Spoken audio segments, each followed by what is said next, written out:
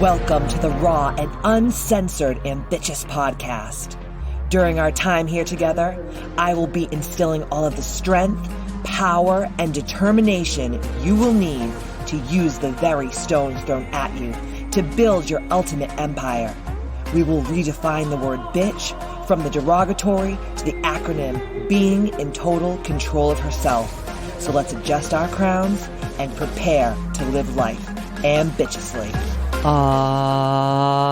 Yeah, here I am, the original HBIC, Katie motherfucking Boyd. And on today's episode of the Ambitchious Podcast, we have my good friend, my soul sister, my Kairomancer, my all the things, Krista Stanley.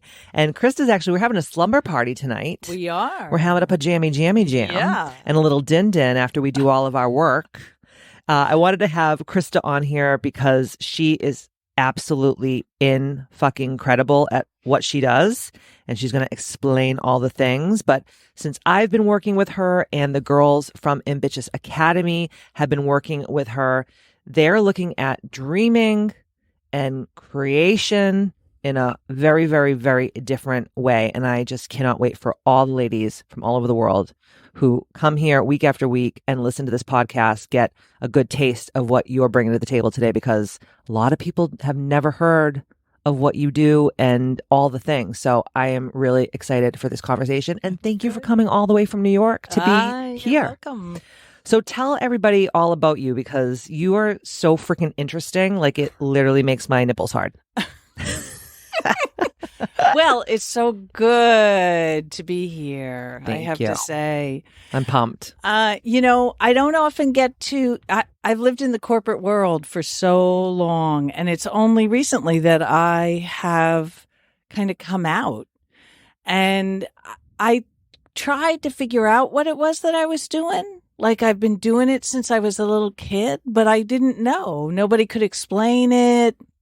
And it bothered me that I could just know things. That was worrisome. So anyway, I spent years and years trying to figure it out. And I got a PhD to try and explain it to people. And it just made it worse, actually. Sometimes that does make it worse. It didn't work at all. So, but it's been a process of trying to figure out how we kind of find things out that we haven't learned, that we haven't necessarily experienced. How can we know that? That was my experience. Yes. That was what was happening to me. And so for me, what I do and what I think everybody does, and what we need to all learn how to do more fluidly, is commune with a mindful multiverse. Yes. It's not even a mindful universe. It's a multiverse. Right. People don't understand that because they think very linearly. Well, we're kind of static thinkers. Yes. It's yes or no. It's black or white. It's how do I do this? Tell me exactly how I do it. And it's like, well, what we're living in is pure potential. Yes. Like, that's what being present is. It's being in the present moment. And being in the present moment means that we're open to everything. Yes. And so all those little decisions that we make, we can not only kind of pull from our own experiences and from what we've learned, but we can also listen to something else. Yes. And it's that something else that seemed to just kind of drop in for me all the time. And people would say, well, how do you know that? And it's like, I don't know. I don't know. I just there know it things. is. It's just right there. Yes. So that's what I want to teach people how to do. And that's what the dream work portion of it is. I always was like, okay, why did the dream work come in for her? Yeah. And I love the story. Well, and that was part of how, as I was trying to, the reason why I studied was I wanted to know how everybody else did it. Yes. And it was like, well, what do you mean how everybody else? Not everybody else, the people don't do this anymore. Well, the mystics do it. Okay, well, the mystics do it. Okay, so I'm going to study them and see how they do it. I'm going to study the dreamers and how they do it. So for me, going into the dream work was a way of me experientially in real time accessing and having the world mirror back to me my impressions of what I was being informed about. Yes. So it's like all of a sudden a conversation starts when you do it with the dream work. And also synchronicities, some kind of serendipitous, weird little moment happens. Yes. And then the world mirrors back to you. And you're like, wait a second, how did that just happen? And that's what I think happens all the time. I think a lot of the girls that I coach from all around the world, they'll come to me and they'll be like, I had this dream about a red snake. What does it mean? And I'm like, bitch, I don't know. Only you know what that means, number one. And you have to figure it out by like you say, write your freaking dreams down, man. Yeah. And then the other thing that people do a lot, because you're a Kairomancer and you really go into the signs and all these different things, is people will see all these signs and they'll go, yeah, but I got to wait for a sign of your sign to come along. Yeah. And I'm like, stop this madness. Well, it's hard to read the signs. We're not trained how to do it. Well, we were thousands of years ago, yes. lost it. Right. Right. Well, and little kids are really good at So it. good. Because they're reading the field. Yes. Like they don't know anything. When people say, oh, they're just sponges, isn't that so adorable? Well, yeah, that's what they're doing. They're just like sponging from everything. And then we squeeze it all out and we push it into a box. And so we have to kind of relearn it. And so it is really frustrating to begin with because you're like, I don't know what that snake means. How the hell can I? Well, a snake is a really powerful symbol. Yes. And if you get bitten by the snake in your dream, the power has just been passed to you. Ooh. And it's like things like that. It's like, well, wait a second. How do I know that? Well, start reading myths, start reading stories, get into storytelling, get into the imaginal, go to the movies for Christ's sake, because it's just filled with it. It's all symbolism. Everything it's all symbols. Everything is symbolism. And once you start doing it, you have your own, you kind of create your own dictionary because everybody has their own life and their own experiences and their own soul journey and everything that they're supposed to learn from it. So you've got your own set of symbols. Right. So me telling you what a snake is, that's not going to work. But if I tell you what I think a snake is and you go, oh my God, I never thought of that. Yes. And then it resonates with you. And then you start thinking about things that just happened to you on the front side and the back side of having that dream. And you're like, oh my God, here it is. The world is penetrating with my mind and my experience. And we're collectively jiving together, which I think a lot of people don't also understand that it's a collective consciousness. Yeah. We're all dreaming. Yeah, all together. the time. Dreaming together. But we don't think like that. We think our dreams are our own personal thing that we're experiencing, but we're really, when we're in that dream state, right? Because we're not in the three-dimensional reality anymore, we're able to pull all these little pieces of things from that quantum field. But again, no one knows how to do it. And that's where you come in. And you know what? I work as a medium. And in that way, people say, oh, it seems so mysterious. And it's like, you know what? All I'm doing is I'm thinning my veil. Yes. And we all have these some are just sheath-like and some are felt. Like everybody's got kind of their own little protective mechanism around their field. And it's not like we have to cross a veil. Everybody says that there's cross a veil. Some places have energy is thinner. No, you have to become thinner. That's right. And it's just practice. And you believe that everyone has this ability. We're wired. This is how we're wired. Our minds are wired to be able to connect with a mindful universe, with a cosmic consciousness. Yes. And it's like it's like our minds are holographic mechanisms. And so it's like we're mirrors and we're lasers and we're all set up. And as soon as you think something, it comes into reality. It's like, well, you hear that all the time. Well, it actually works that way. That's right. Absolutely right. And what is in our world is our world mirroring back to us what we're thinking. Yes. And so when we wonder why we're in such a shitty situation, it's, well, okay, let's look at this. Let's look at what you're thinking about. Yes. When people will come in for mediumship, they want somebody, the guides, to tell them how they're supposed to do something. And it's like, okay, well, the guides will say, okay, well, open your field. what's coming into your field. Like, wait, you've created this huge thing. Now you're saying something's blocking it. Well, what's blocking it? That's right. So freaking interesting. In my book, I wrote about your power posse. Yeah. And the power posse is like all the people across space and time that have gone before us, who are in other dimensions right now, and maybe who are coming after us. We can tap into their infinite intelligence, and we can actually pull pieces of their personality and their strengths and bring it into our own consciousness and utilize it for whatever we're desiring, whether it's bravery or, stick-to-itiveness or tenacity or, overcoming adversity or whatever. And people when they read that part of the book, they were like, the fuck crack are you smoking, bitch? Yeah. And I was like, you can. Like, you want to be strong? Go ahead and tap into Joan of Arc's energy, Yeah. And I always tell people, listen, we've been breathing the same air with Alexander the Great, with, people from 10,000 years ago. It's the same shit recycled. So if we're breathing the same argon, and I'm not going to get too nerdy right now, but I want to so bad with you. But people don't realize that we can tap into all this infinite intelligence. But again, unless your father was a shaman and your mother was a high priestess, probably no one's really teaching you these things. And that's where I like to say modern mystics like us come in, and they're like, hey, remember, this is who we actually were, and we can bring that back, but we just have to do a little work to do it, and do it collectively. We don't have to be alone and do this work, which I love that you talk about so much. Yeah. You know what? It's so helpful to have other people as sounding boards and informative.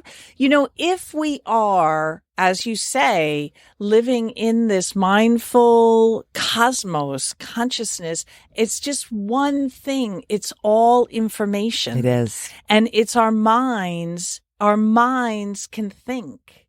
And so it's just a matter of it. And that's where I'll often say, when people say, well, what about the dreams? How can I find out what this is? Well, start reading stuff. When I was doing the dissertation and I was didn't know what, I was at a turning point. I didn't know what direction to go next. Something would just happen. I'd Google search something, and what would come up would be completely different. And I'd say, wait a second, how did this come up? I didn't enter even any of those words. And then it's like, but wait, this is kind of interesting. I really like this. This is the universe feeding me information. And over I would follow it. Yes. I'd track it. I'd read about it. I'd listen to things that are going on. A phone conversation would happen. I say, what? That is so unbelievable. Yes. And that's the universe talking to you. But most people don't listen.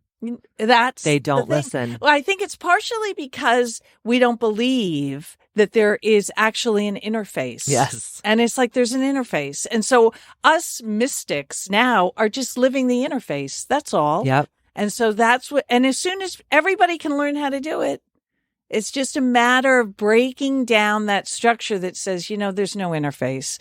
And you know what? Quantum physics is all about the interface. Yep. It's all about that. I know. So it's very interesting that science pushed us away from this, from the whole mystical kinds of interconnection with the cosmos.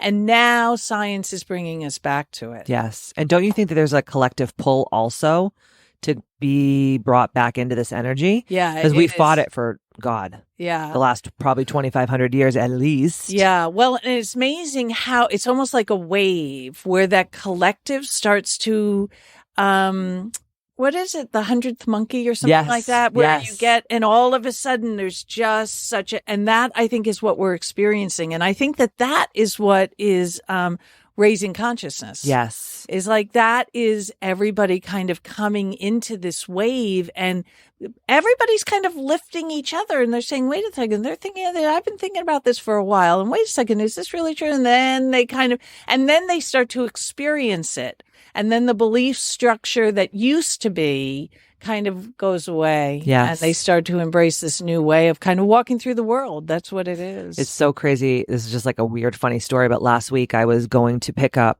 granite for my outdoor kitchen. And the guy that sells me the granite, he's like us. I just know he's like us. I can smell it on him. I'm like, oh, you like us. Hi. And we always have these like great, weird, fucked up conversations, you know, when I'm there and I'm talking to him about the granite. And the other day, I had walked in and he was just hanging up the phone with a friend, I guess, in the other room. And he came in and we were just joking around and I said something to him about, I'm just going to have to work the corner so I can, you know, afford this. And I said, or like, I'm just going to have to dress up like a furry and really like take it up to another level. And he goes, what did you just say? And I said it again. He goes, I literally just said the same exact thing to my friend on the phone right before I hung up the phone.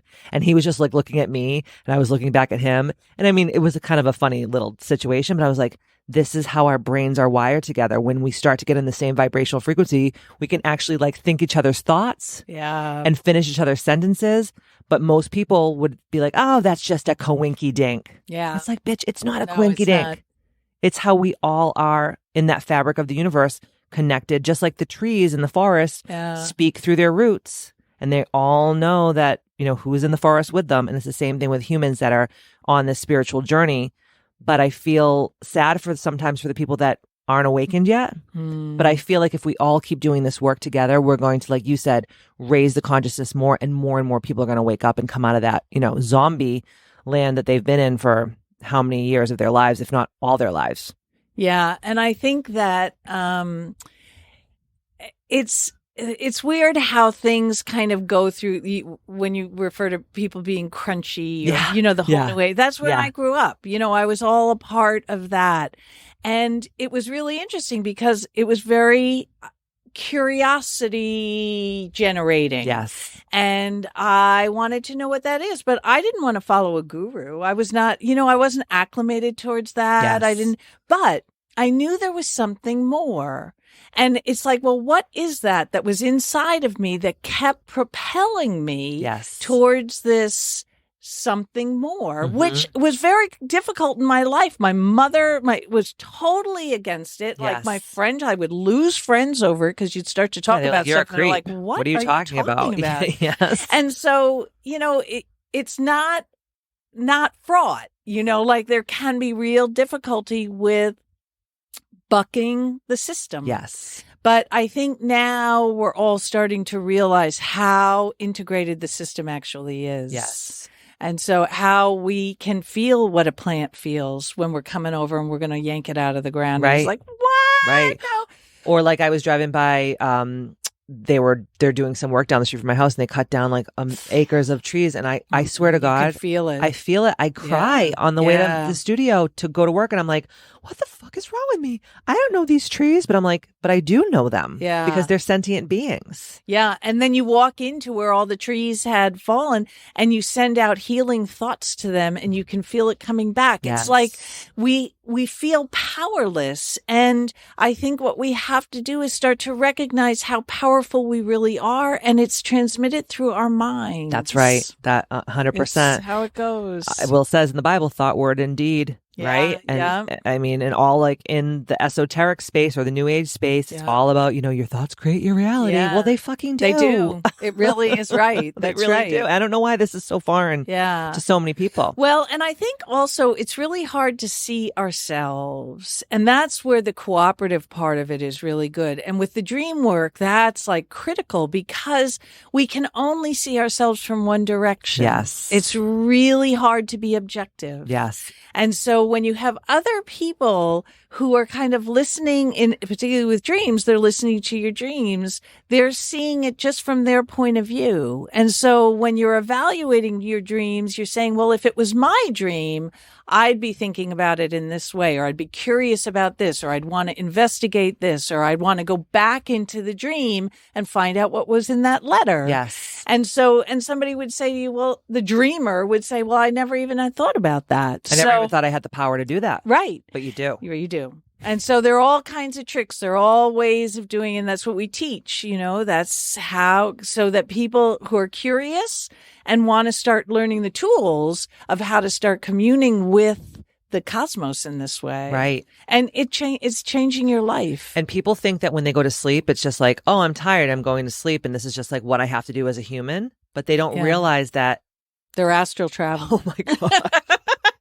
And you can be purposefully astral traveling. If you can be purposely astral traveling, that's the shit right there. But people, again, they don't know how to do it. Yeah. And I've been doing it for almost my whole entire life, for as long as I can remember. And I never knew what the hell it was when I was a kid. I just knew, dude, when I sleep, I wake up and I'm fucking still tired because I just did a lot of work. A lot of work. You know, we've had this conversation too, but people don't realize. They just say, well, I'm going to sleep. And they don't realize that they can do fucking deep ass work in their dream time if they have the right tools, which is where you come in and you teach all the right tools. So I kind of parlaying into that. Tell people kind of like what you do. So you do the lightning dream work, which is so freaking cool. Yeah. It's amazing. I do the dream work because primarily I work as a medium. Yes. But for people Can you explain what a medium is? Because I think that I know what it is, obviously. Okay. But people out there are like, she talks to dead people. What do you mean? Yeah. Well, you're talking to the cosmos. You're talking to consciousness, essentially. And it's my ability. The training comes in with being able to get myself out of the way. Yes. And so I can really thin my boundary. And if somebody's sitting with me and they want to talk to Aunt Sarah, then I'm calling in Aunt Sarah. Yes. And you're the it's conduit. not me actually calling. They're calling in it, and they're the magnet. Yes. And so Aunt Sarah is coming in because there's connection. Once you're connected, you're always connected. It's called entanglement in the quantum physical world. Yes. And that never ends. And any information, anything that's ever thought, a memory, a feeling, anything is always and forever. It's enduring. That's right. So it's like when people want to connect with somebody, they can actually do it.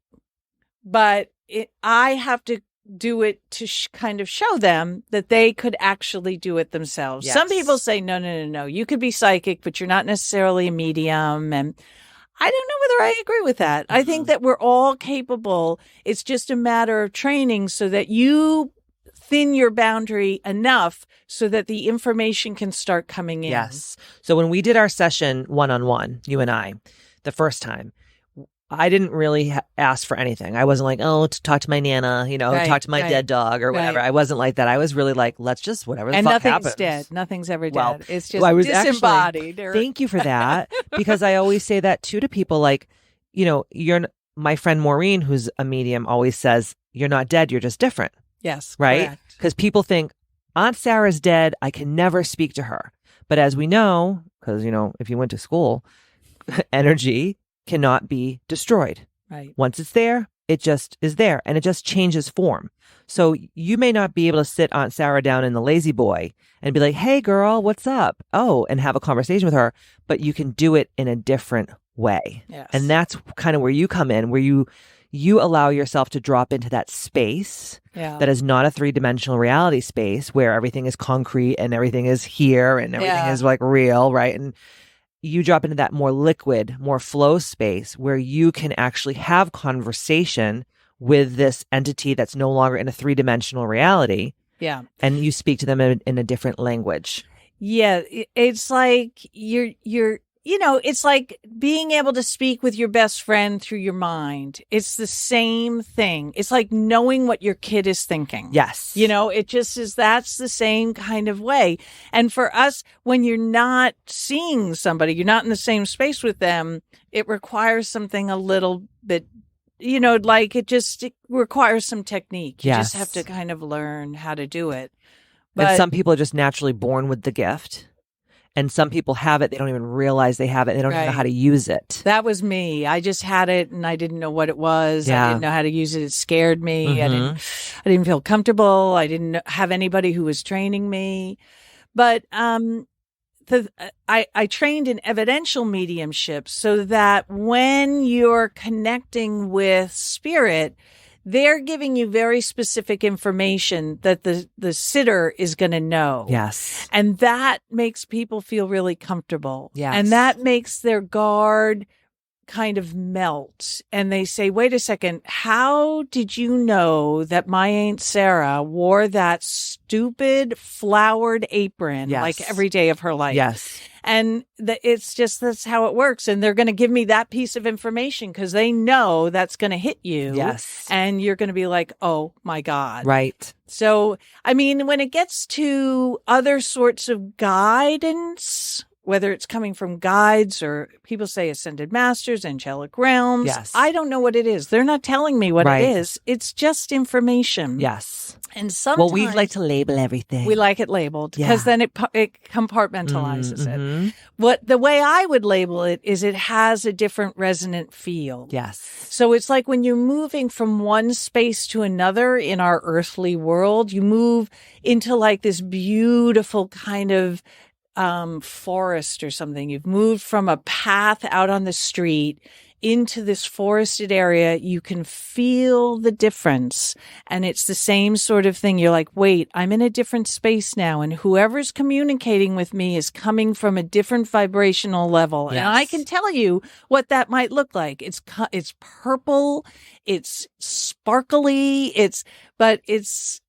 I can't identify it. Or I just don't identify it because I don't know. Because then, people get stuck in that. They're like, oh my gosh, Yes. I got. And it's like, well, yeah, that's right. Of course you can be informed by an angelic realm. Of course, but to become fixated on it, you move out of the pure potential every second in the moment kind of thing into something very specific that you want it to be the same way every time. And then you lose the magic of it. Yes. The magic is in the fluidity. It is. And the fluidity comes depending on what you need. So you do these one-on-one sessions, and like how I do my sessions, it's all intuitive. You don't have any plan of action before you get all up in there. No. It just comes through you. You're like really the conduit. Yeah, and I don't want anybody to tell me anything. Yeah. Like if they want somebody in particular to come through, they give me a first name. Yes. And the less I know, the better it is for me because then my left brain isn't involved at all. Yes. It's like in my mind, I'm thinking, okay, I don't know anything at all. And what that does, it's like opens the floodgates. True. And then the energy can come through in a very pure way. Absolutely. Because a lot of people will come to me too before a healing session. And of course I ask, like, what are you desiring to work on today? And I say, don't tell me names, don't tell me people, don't tell me anything. And some of the best things that I've ever done in my life, like you, is just being in there and being like, I don't know why I see this little girl blowing, a dandelion out in this field. And this is a really crazy story. And I'm sure you have stories that you can share with our listeners too, is like, I had a girl, I never met her in my life. She came in, we sat down in the healing session. I closed my eyes, put my hands on her. And then all of a sudden it was like a flash, like a lightning bolt in my mind. And I saw this little girl out in a field, blowing the dandelions when they go to seed. And I was like, oh, this is so beautiful. It's so joyful. And that's what I was thinking inside of myself. And I did the healing session. And when I came out of it and I woke this client up, I said, I don't know what this means, but I'm just going to tell you what I saw. And it was the craziest thing where she jumped off of my bed and she pulled her pants down. This was a first. I've seen a lot of pants go down, but it was never during a healing session. And she shows me this tattoo on her lower back. And she goes, that was my daughter. She died of cancer. And that was her favorite thing to do. And the tattoo was the little girl blowing the fucking shit. And I'm like, and I was so happy because I'm like, I get to tell this mom, like, your daughter is in another realm of reality. She's not in pain because, we always think like, oh, are they in pain? Or, oh, what's going on in the other afterlife and stuff. And it's like, how do we know that we're not fucking all walking around dead right now? I know. I always have these conversations. These are called late night conversations with Katie. When I'm like, you guys, what if we're all dead and we think that we're alive? We're so fucking dumb, but this is actually, we're dead. And then when we die, we actually become born. And Matt's like, all right, you need to go to take a little nappy poo. Good night. But do you have these conversations too all the time? You know what? It's funny. I don't really. Like, the night is young, Krista. The night is young. My company of friends or something are very staid. Like they'll be like, well, wait, what are you doing? Like, how does that work? Like, they're very, but everybody's always game on listening. But I tend to be very, my situations are so freaking out there. Yeah. It's just like, and you know what's interesting? They're hard to tell because the way they happen for me is it's all these little elements that come, it's almost like dominoes falling into place. And so it's really hard to tell the stories because it's like you have to give all of these little dominoes because it's the adding up that is what makes it so incredible. Yes. I mean, sometimes I'll have there was a reading that I did the other day where the random images will come in, and I kept seeing a North Star. Mm-hmm. That was one of the things. I kept saying there's this North Star, and it's definitely the north, coming from the north direction, blah, blah, blah. And then there was another thing, and I'm seeing you lying in a field now, and it's like this circle of trees, and there's this sun kind of coming through. I don't know what any of this stuff is. Yeah. It's just coming in, and I'll tell somebody, it's your job to figure out what this means in your life. Yes. I'm just getting the information. Right.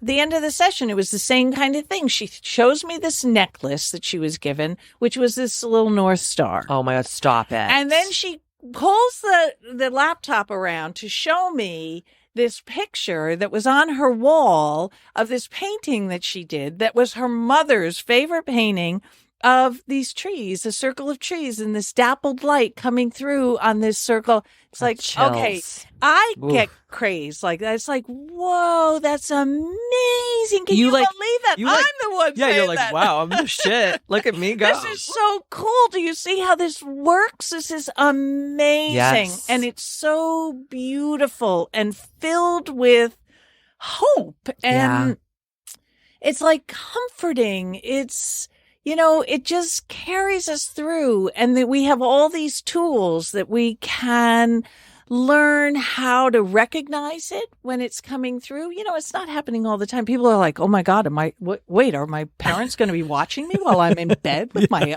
like everybody has these things. It's like, no, that doesn't work. But when you're crying at the breakfast table the next morning because the guy's a shit, then yes, they're going to be sitting right next to you saying he was a shit. I could have told you that. Yeah. Wake up, but sister. Let's do something else here now. Yes. And so that's how it happens. It's like they notice need, like spirit wants coherence in the field. And when there's a lot of dissonance, which everybody is experiencing, there's this like inpouring of assistance, and we just don't happen to be able to recognize it. So when shit's going awry, we actually think we're alone, but we're more surrounded than ever. More surrounded than ever. That's like such a nice thing to say, especially after, and I believe it's true. Yeah.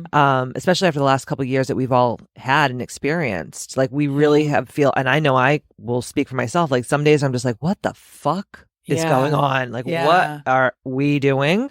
But for you to say that's when all the power posse comes in and is like, hey, we're here. Yeah. But they also want to be asked to come in. Absolutely. They don't want to be intrusive. That's absolutely. They're not pushy bitches like me. No. And in sessions and in dreams, even when you one of the things with the dream work, one of the questions is, what do you want to know? You have to be able to name it. You have to name who you want to come in. You have to name what you want in your life. Yes. You have to be able to speak it, because then you're speaking it into the world, and it is like a magnet. Yes. Because then, and if you speak it a lot, then, and vice versa for the bad shit. Yes. Right? So if you're always like, oh, who would want me? I'm a ding-a-ling. And then you're like, why am I fucking... why can't I find like my significant other, and why haven't I got laid since the Reagan administration? Well, guess what? Yeah, that's like, you're creating it. Yeah. And so there's definitely the mechanism of being able to recognize how we're blocking it, because that's the hardest thing. And that's what we do so readily. Mm-hmm. That's what we're really good at. Oh, yes, we are. And that's almost what we learn how to do. It's like from a kid, you see it. You'll see a kid come out of second grade and you're like, what happened? They were like this energetic, fabulous kid. And now they're like, what happened to their energy? And it's because that's what our system is geared to do. So we have to just we have to find the ways that undoes that. I don't remember who said it, but I remember hearing this when I was younger. And it says like children are trailing the breath of the angels, right? Like they come into this world and they're, like you said, they're sponges, right? Yeah. What if we could actually be like that for the rest of our lives? Like what if no one beat that out of us? Can you imagine? What if no one told us like, you actually don't see a dead person in the corner, or, like everything is sparkly. That's not true. Or, all the things that we experienced when we were children. What if no one told us no? What would we all be like? Yeah, it's incredible because we would be so tapped into the field and it would be so fluid. Do you think we can get it back though? I think we can. Like, so I feel like I've gotten it back, and me it was too. definitely drummed out of me. My mother was not going to have any of this. Are you kidding me? There was no way. And she's 92 years old, and I just had a conversation with her because, I've changed careers just, in the past 6 months. I've made this change, and I've come out as a medium. Yes. And she said, "Now, what is it that you do? Like, what? What's her name? Yeah. What's your mother's name? Jean, come on, girl. Oh my God. And I was, this is, like I kind of tap in, I feel just the information comes in, it just kind of drops in. I just kind of know things. Sometimes I see things I can feel, I can smell, but it's just clear cognizance. And she kind of looked at me and she said, "Well, you've always done that." Oh, Jean. And I'm like, "You're killing me, Jean." That's what I'm saying. Like, wait a second, Mom, you're 92 years old. Like, you're just telling, what are you talking about? I know, it's such a buzzkill, man. She was like, "Well, we just always thought you had a big imagination." I did. Oh my I did. God. I had a huge imagination, and there was nothing that could not make it be huge and fabulous. Right. But you also wanted your parents to love you. Yeah, that was the thing, and it's always about love. It was not allowed. So they're not going to love you. Wait a second, what did you do with the big imagination? Well, we told you couldn't have such a big imagination. Oh, yes. Like, okay, the teachers would say, "Well, she just has a big imagination." Well, that's not really good because that doesn't get her homework done. That's right. That's right. So it just kind of gets drummed out after a while, and it's like, okay, well, nobody really gets this. Nobody gets me, and I want people to get me. I don't want to be alone. I don't want to be alone because primordially we would get kicked out of the tribe and we would die. Totally, you die. Yeah, and that's still ingrained in us. Still, totally, 1,000,000%. So I did not want to be kicked out of the tribe. No. So and then I go through to get a freaking PhD. Because you're like, I have to do this the left side of my brain. The left side of the brain because that's acceptable to my mother and to my friends, society, and to my husband. It'll all be good. Yeah. And then I'll be really smart, and I'll be able to tell people exactly how this works. And they were even more like, "What are you talking about?" Because science people and really school people, like very school-driven people, look at people like us like, No. Excuse me? Yeah, no. Well, and what happened to me was it was a part of my dissertation that I was really at the end. I was so finished with it. It was 4 years of just torture.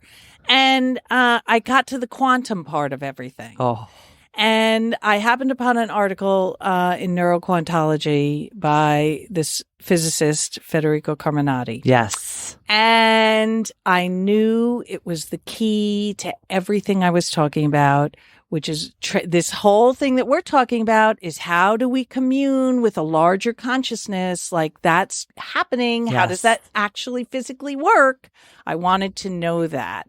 And he did a mathematical proof. And I thought, this is perfect. Yes. The left brain scientists, that I am so going to pass this PhD. They are so going to make this was so good. So I, of course, read the article and I couldn't understand it because it was fucking quantum physics on steroids. Yeah, totally. So I, after a month of trying to figure it out, I gave it up. I had to move on. I had to finish the dissertation. I was not going to get the key to the lock. I'd fudge it somehow. I'd still try and pass, whatever. And then I had a nightmare. And I love this story so much. Nightmare told me, and I didn't know it at the time. I thought it was just I thought it was a nightmare. I had a nightmare. Here I am, a person who talks to consciousness all the time, and I have a big nightmare. Hello, we've got something to say. We're going to give it to you in a nightmare. Yes. And I'm not really listening. And maybe 10 days later, I think, you know what? Everything in the dream is a visual of the mathematical proof of how mind and matter entangle. Ugh. Love this. And so I wrote the whole thing out because I thought, okay, this is an interesting idea. Let's go with this. Yes. And this is when you drew that picture too. And I did a whole collage. Yes. It was all this big deal. It was one of the chapters of the dissertation. And then I thought, well, okay, if this is wrong, I can't include it because they're going to rip me to shreds. And then I'm going to fail. And I'm going to quack. So I sent it to Federico Carminati. And I said, this is going to sound crazy, but I had a nightmare. Was he in Sorbonne? He was at CERN. Oh, that's right? He was a CERN. physicist at CERN. That's right. And sorry, and to hit the send button on that one. Your butthole must have been puckering. It was unbelievable. I just couldn't do it. And finally I just said, I have to do it because I can't include it if it's wrong. That's right. Okay, so I could be wrong. This could be ridiculous. I could throw it out there. All of this for 4 years and I am full of shit and nobody's going to want to know anything about this. And that's all right. I'll find that out now and I'll be good. Yes. And my friends will all like me. Yes. So I hit the send button and a day later he sends me a note and he says, everything is exactly as you had said. Hallelujah. Hallelujah. And then I knew I had hit the mother lode, baby. Wow. Everything that I had been thinking about how our minds entangle with a larger consciousness. And when they become disentangled, we see what happens. We think what happens and we see it in material reality. Yes. And that's how it works. And I love the fact that this all came to you in your dream time. It didn't come to you like, I'm on the treadmill and I'm working out, or I'm driving in my car and picking my nose, whatever. Like what we think is how spirit is going to speak to us. It came to you in your dream. Well, and that's very interesting that you should say that because it coming through my dream, and it took me 10 days. I didn't even get up and say, oh, no, this is the thing. It kind of stayed in the periphery. I almost didn't believe it. Yeah. It was, and even as I was writing out the dream like, and everything, I'm and I losing my teach mind. Dreamwork. I've taken years of teacher training in Dreamwork, and this is how long it can take us to kind of come around to the actuality of it. Mm-hmm. And they gave it to me in a dream, and I had to do the whole thing out. I had to journal it. I had to write for a month about it. I had to do collage work on it. And then I had to get verification. I still didn't believe it until I sent it to the guy who wrote the mathematical proof and said, do all these images and their juxtaposition tell the story of entanglement that you're telling in your mathematical proof? Wow. And it wasn't until he said, yes, that's what it's doing, that I said, I believe. Yes. Oh my God, I believe this now. And all that work wasn't for not, Yeah. And that's why I talk about it now, because it's like, yes, this is so true because I know it is true. I was thinking about you the other day because, I had a very close relationship with my grandmother, Nana Pearl, we call her Nana Pearl, who my little dog is named after. And me and her were like besties. And she never comes in my dreams, ever. And I always, before I go to bed, I say, God, please let my Nana come and visit me in my dreams. Please, please, please. And it never happens. I get so mad. And I'm like, fuck. So the other night, I had this dream and she and I were playing golf. And she had her like little white nurse shoes on, her little white pants, and her little like matching Golden Girls outfit on. And we were just shooting the shit. And I looked at her and I go, Nana, I have a question for you. And she says, yes, dear. And I says, what the fuck is wrong with everybody, man? And I never spoke like that to my grandmother. It just kind of came out of nowhere. And she looked straight at me and she goes, everyone stopped dreaming. And then I woke up and I wrote my dream down really quick. How beautiful. How cool. Oh my God. So that whole day I pondered about what she said to me and what it meant for me and what it meant for all the women I coach and the people that listen to the podcast and the people that are in Ambitchious Academy, all the things. And that's truly what has happened to us the last 2 years. Like all the big hopes and dreams that we had, like we just kind of let them fall to the wayside because we got in survival mode. Yeah. And I think now what's happening is we're all starting to wake up and start dreaming again. And that's why the collective consciousness is starting to raise again. You can feel it. Well, and once we realize that the dreaming helps with survival. Yes. Like, why do we separate them? Like, no, it's all one thing. And when you dream, it's what lifts the wave, it's what gives the hope. It's what fires the imaginal, and the imaginal is what connects with the field of consciousness. Yes. That's how we do it. We don't do it through logical reasoning. No, It doesn't. no. I hate to tell I everybody know. here right now. It's true, though. As brilliant as our minds are, connecting in that way. You know, you hear scientists say this all the time, that their aha moments come, they're taking a shower. They've been thinking about something, working on Yes. some problem for a year, Yes. and they're in the shower and boop, it drops in, and Yep. they've got the solution to the problem. You hear about it all the time. I've just started rereading Psycho-Cybernetics by Dr. Maltz. Have you ever read that No. book? It's like everything that we're talking about, how when we come up with these incredible ideas and we actually step into our power and say, like, we're like badass motherfuckers. Obviously, I'm paraphrasing him. He did not say that. But we're badass motherfuckers. It's always when we're taking the shower or we're doing something where we're relaxing, or Einstein, I didn't even know this, but he talked about it in his book, how all of his mathematical equations actually came to him when he was sick as a dog in bed for like months at a time. Yeah, well, you release from the left brain. Yes. You know, it's like when we allow that right brain to start to Create, do the imagine. work. Yes. Artwork, you hear artists all the time, like what's funneling through them, a muse. That's what the muse was. You know, they just opened to the field. Yes. And we all can do that, and we should all start doing that. And the other thing that I want you to talk to our listeners about is this dream work where you're doing it with groups of people. And how does that work? That is really, I think dream work really needs to happen that way. I mean, I think everybody needs to journal their dreams. Yes. Because, you know, when you wake up and you're just like, oh, that was an incredible dream. Right. And Then you go pee, then you take a shit, you have a cup of coffee, and you forget gone. it all. But the other thing is, when you start to write it down, connections are made that are not made when you're just remembering it after you've woken up. Yes. So that's a really important part. But with working as a cooperative of dreamers, you are able to talk about your dream, and then everybody else is envisioning your dream through their own reality.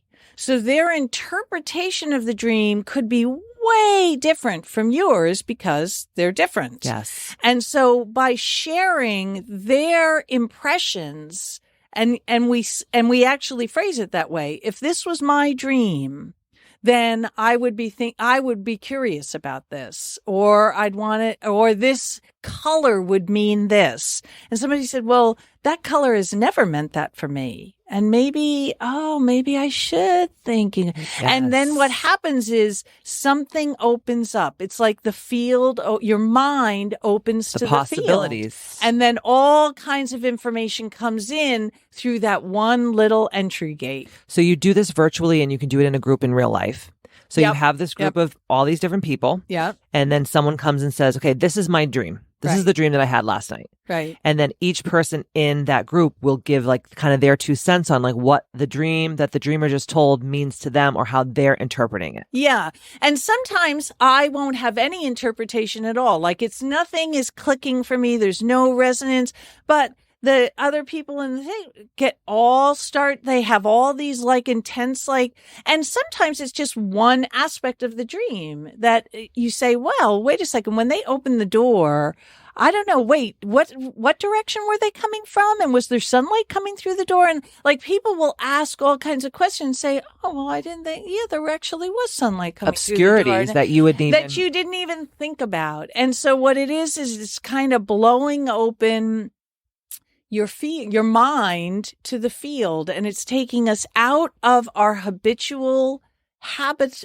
thinking into something that's different. And that it just kind of makes you begin to think outside of the box. And that's why I love using the dream work as one of the teaching tools. Yes. And we're going to be doing that in Ambitchious Academy, I know, down the road. It's really a great thing. And, you know, once people experience it, because it's cut and dry, some people say, oh my God, I got to listen to that person's dream again. Yes. And that's why it's a really good thing to have a strong facilitator. Yes. Because you have to be really strict with people. There's no personal information. Yes. There's nothing. You're telling a snippet of the dream. dream. Yes. And it's the snippet that you want to know something about.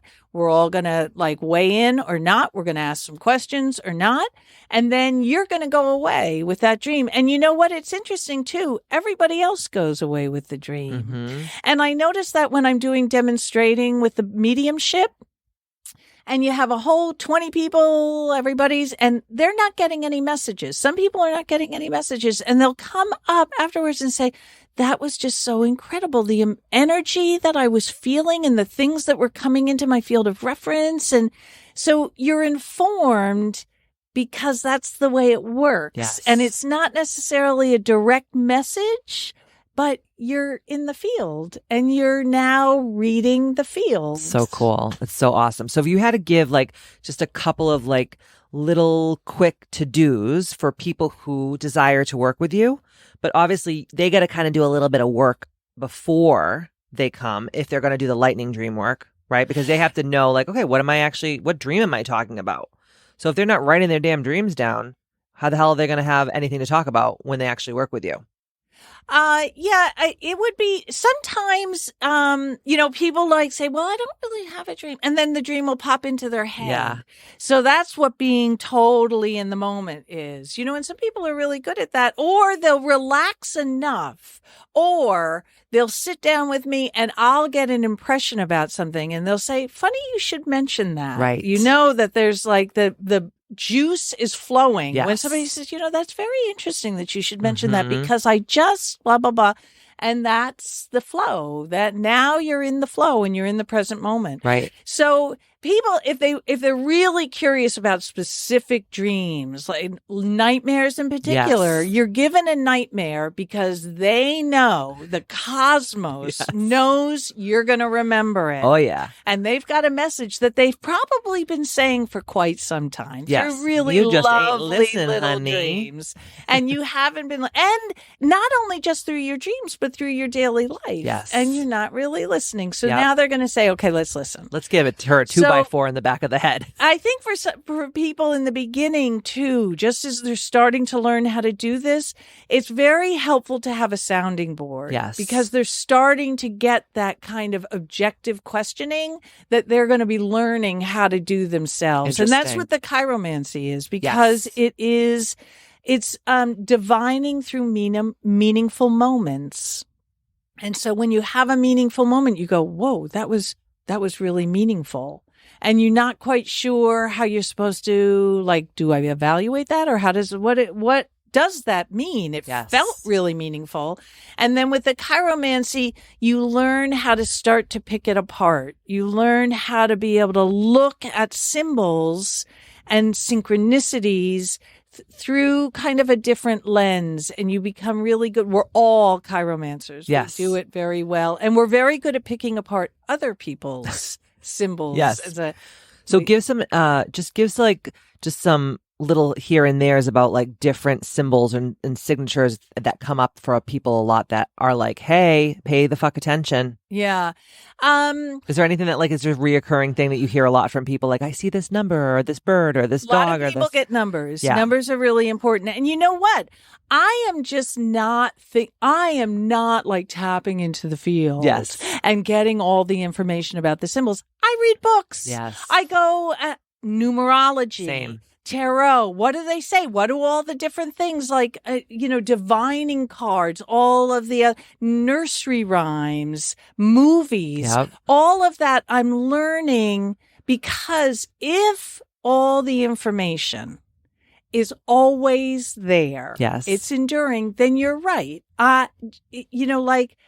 Napoleon is a part of my DNA as well. Absolutely. And so I can understand aspects of that. Even though I hadn't lived that life, I can tap into the field, or I can get information from somebody else who feels really Yes. strongly about that kind of, and that's how you do it. When you start to access information in whatever way you can, and then you feel how it resonates. Yes. Because there's going to be a lot of information that it just bounces right off of you. It doesn't mean anything. Like I have clients that will come to me and they'll inbox me on my app and they'll say, I saw 2 hawks floating around my head all day today. What does it mean? And I was like, bitch, what a hawk means to me is not what the hawk means to you. Yeah. It's like, what were you thinking about in that moment when the hawks were flying overhead? Well, that's so funny that you should bring that up, Tell me more. because just today, as Were the I'm hawks driving flying? here, I love when they come. Me too. Crows. Yes. It's like, oh, there's a message there. Yes. And so I'm driving here, and a hawk flies across the road, but it flies kind of into the car 2 cars up from me, Okay. just above the roof Yep. of the car. And I said, oh, that hawk must have been for that car. Like that wasn't for me. Yes. Like you could, you begin to know when it's for you. Yes. And that's where feeling into the field, we have to become our sensate beings. Yes. We have to reacclimate with the way things make us feel. Yes. Every time I see a hawk and I know it's for me, it's always for me. The message is, you're not being as good of a leader as you could, or as you could be. So step up your game, bitch. Usually it's like hawk eyes. Like, Get real focused. really look. Yes. Pay attention. Yep. That for me, and that's the thing that comes through experience, because every time when the hawk crosses your path, you go, oh, I should be paying attention, or my focus becomes super focused. Yes. And then I say, oh, maybe that's what the hawk is trying to convey whenever the hawk crosses my path. That's right. That's right. So that's where that developing of a dictionary kind of comes in. And like the snake is a big one. Where People you see do what we're not you see my like rug? the snake. I love know. snakes. Like, people do not. I'm And obsessed with snakes. the mythology, especially if you were raised Christian. Oh, honey, the it's snake ain't not good. But it's good. actually It actually is all about really bad. truth. It is. And the catechist is like these snakes. That's right. It's so.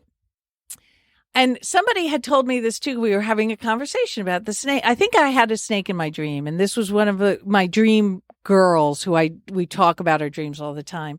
And I said, so the snake, she said, well, did the snake bite you? Oh, it was a bat. And Yes. she said, I thought the bat was going to bite me, but it didn't. It just flew right into my heart. And then I couldn't get it off of my heart. I was so scared that it was, what do you think that means, Carol?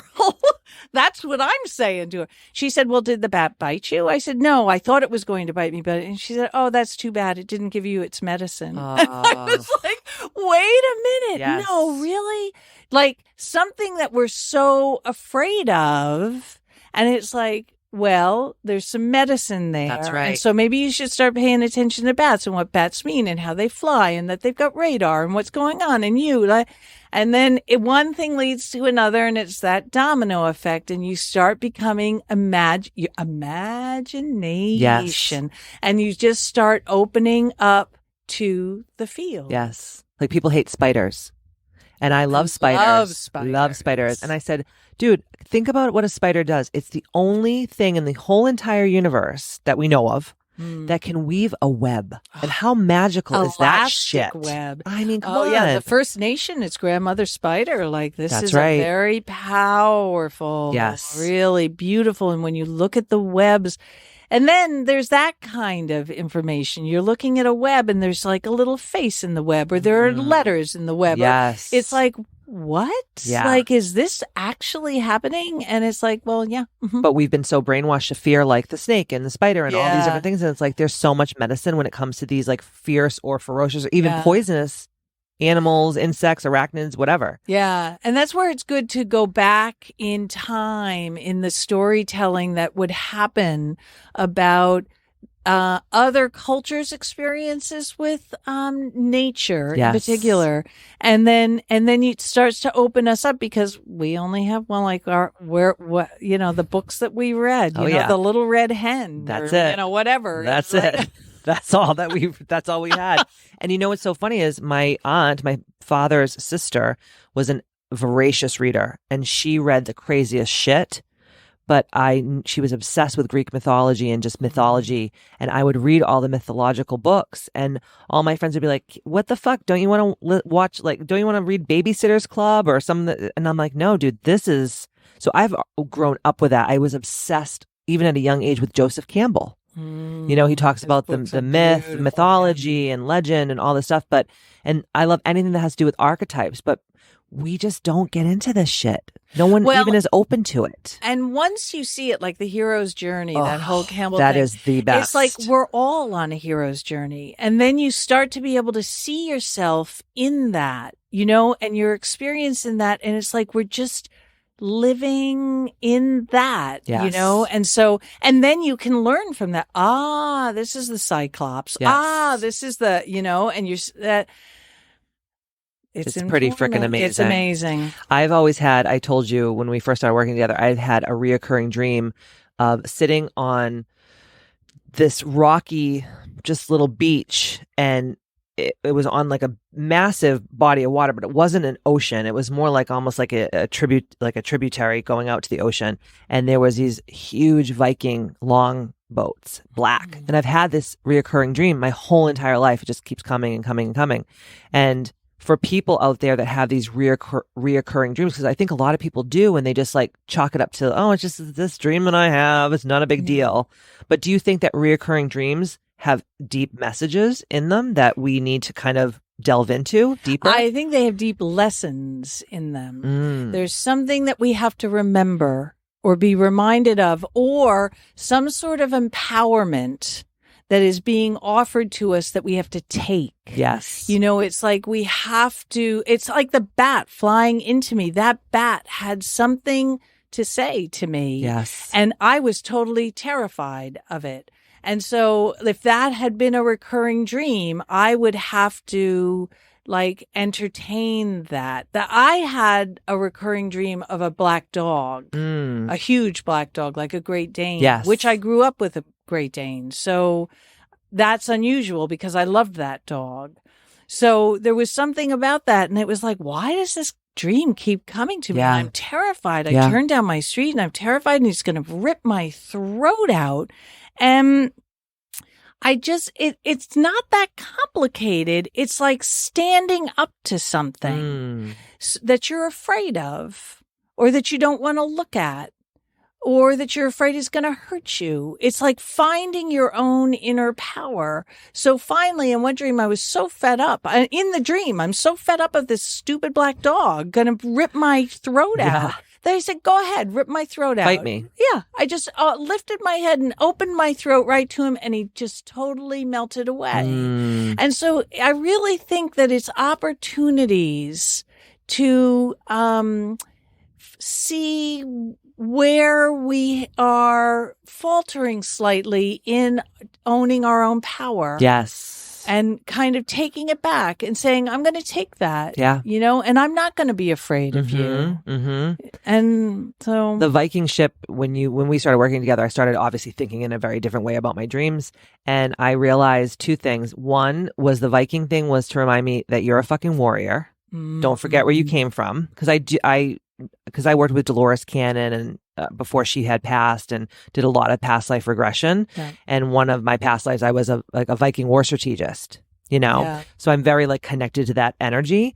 But one was, it was like, dude, you're a warrior. Like this is not your first time at the rodeo. Like you don't have to be afraid of anything. And the second thing was to be more in my feminine energy, because I have masculine down pat. Like I'm good. Like I'm a professional masculine energy giver. Yeah. But in this lifetime, it was like it was reminding me to be like, you don't need to hold that energy. You have to hold more that goddess archetype where you're just like, how did you get to that? After the dreams, thinking about it periodically, and then like it would drop in, like, wait a second, you know what? That's interesting. Well, because everyone that I work with in this realm inspires me. Right. So I'm not going to work with you and be like, oh, that was cute, and then just go about my day, which a lot of people do. Right. They do the healing work and then they're like, oh, peace. And I'm going to go back to my old shit. I'm not like that, because I have learned over the years working with all kinds of different healers and people in our world that you actually have to take yourself and do the work after, right? And you inspired me, and it was because of that dog story, because we've talked about that dog story before. And I was like, okay, well, this reoccurring dream that I've had about this Viking longboat, it was black and it was bobbing on the water. And I would even say to my mother, did you ever take me somewhere where there's like this Viking boat? My mother's like, what the fuck are you talking about? No, what are you talking about? You know?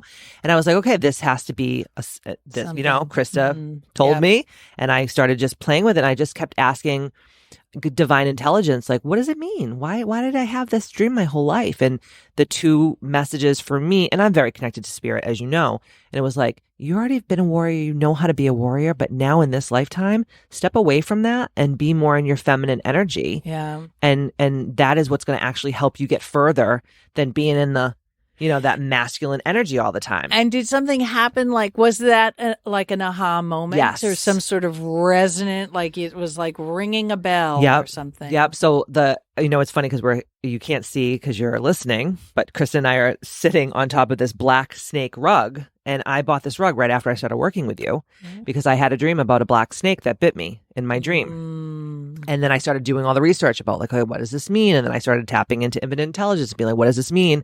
And for me, the medicine was like, you're so strong and powerful. You don't have to come like rushing in and be aggressive. You could just like slither around and just do your thing and just go with that flow. And honestly, it's helped me so much more in the last like probably year, because before I was just always like fight or flight. Like, oh, someone's trying to fuck with me. I'm gonna get them before they get me. And that's just how I was raised, you know, in that energy. And I don't have to be like that anymore. Well, and the things about snakes they're so regenerative. Yes. You know, they shed their skin. Yes. So Death when and something rebirth. is done, it's gone. Yeah, let it die. It's. But don't we like to hold on to all the old shit? We do. Just drag it around. Well, because it's comfortable. Oh, yeah. It's known. And, you know, that's where people say, well, the devil that you know is better than the devil you don't know. Absolutely. And that, you know, I mean, I think once you get your radar up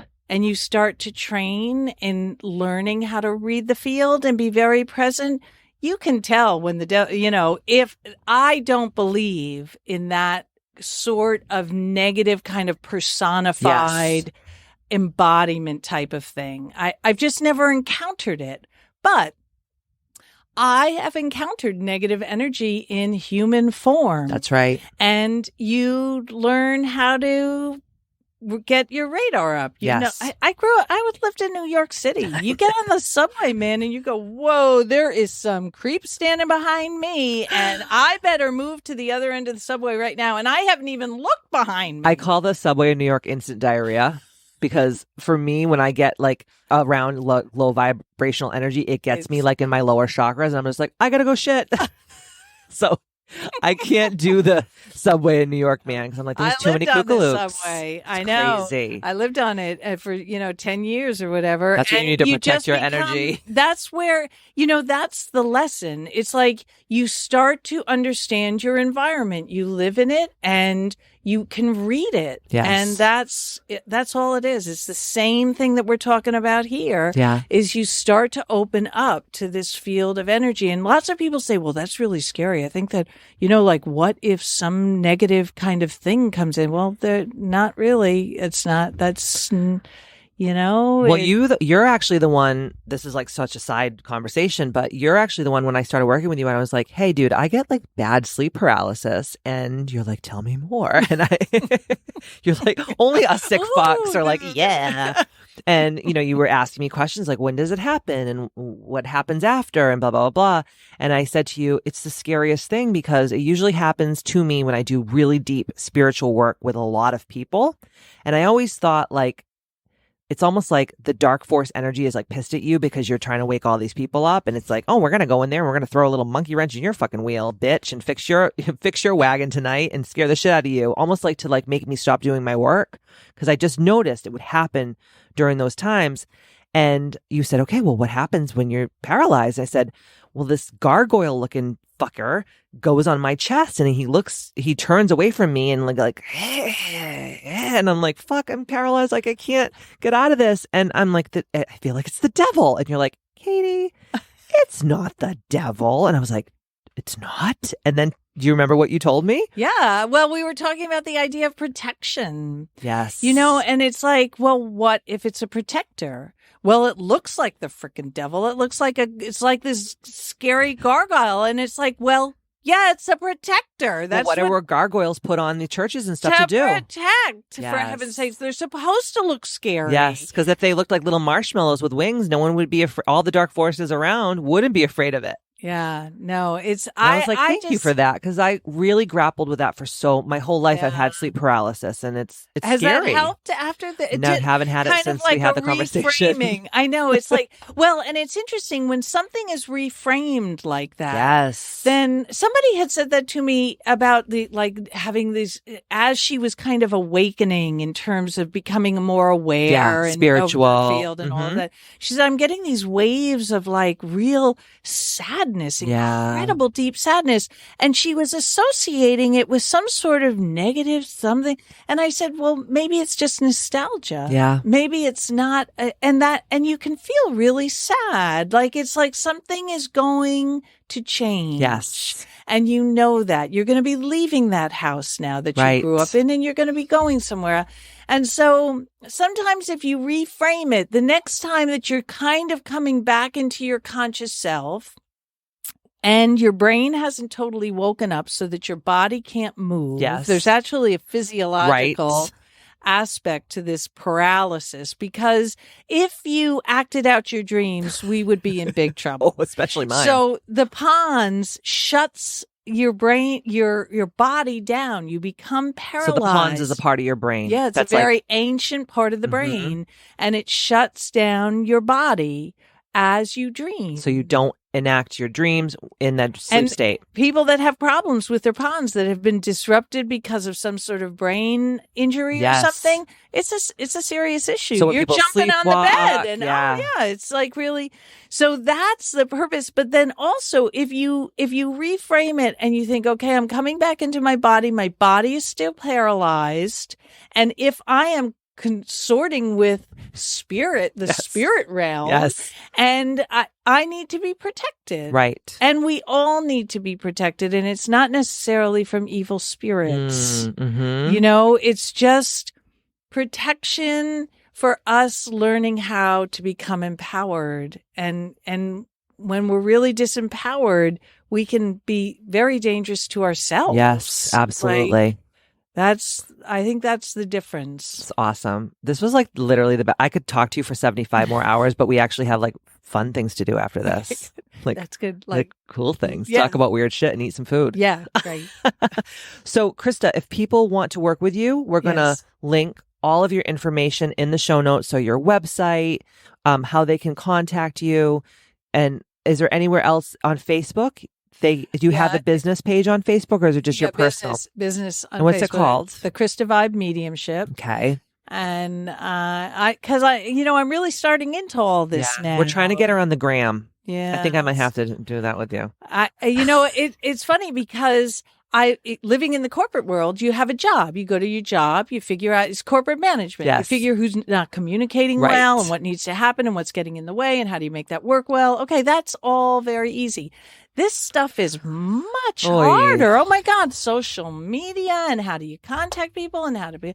So it's a lot. I am learning how to do all of that. And you know what? It's fun. It is. It's like it's a whole nother world of talk about opening up fields of communication. It's crazy. My God, crazy. Suddenly you have the whole world. Anyone in the world could just DM you from anywhere. Amazing. It's wild. It's so crazy. So I am acclimating all to that, but I do have a website and I'm doing Facebook and I'm going to start Instagram and I'm going to have to TikTok. And you're on our app. You're on the Ambitchious app. Ambitchious app. And we're going to be doing more stuff for Ambitchious Academy, which is going to be so freaking awesome. We're going to be doing the lightning Dreamwork with the Ambitchious Academy. You're going to be on educating more about all the things that you do. And guys, if you're really looking to do this kind of work with Krista, it's already changed my life. It's changed the lives of all the girls that are in Ambitchious Academy. They are obsessed with your education, by the way. They talk about it all the freaking time. And I'm telling you, if you're ready to go to the next level and you're ready to really step into this other field of reality that does exist, because we just talked about it for the last fucking hour, reach out to Krista. You will not regret it. And it is going to be one of the best experiences of your life. Krista, thank you so much for doing this. This was You're welcome, awesome. Katie. Thank you so much for having me. The girls are going to love this. All right, guys. In the meantime, don't forget to stay ambitious.